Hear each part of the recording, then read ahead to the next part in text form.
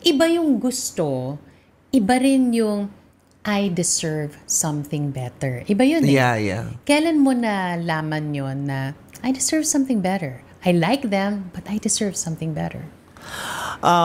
Yung I liked something better, syempre nung simula ka lang nun, kasi meron kang comparison ng gusto mo at hindi mo gusto, di ba?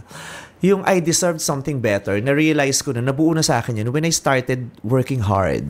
Di ba? Lalo na pagpagod ka, dun mo na-realize kung ano yung deserve mo. Kasi may inexert ka na eh.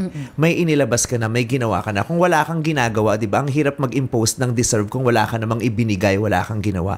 But when I started working so hard, and when I started like exerting so much effort to be able to deliver what is asked of me, yun na yung, hindi. Napagod ako eh. I deserve to eat better food. Di ba? Pagod na ako eh. Masakit na yung lalamunan ko eh, 'di ba? I deserve to sleep sa isang kwarto na may aircon na. 'Di ba? Kasi napagod na ako eh, 'di ba? So, ang dami ko nang pinapasaya eh. I deserve to be happy myself.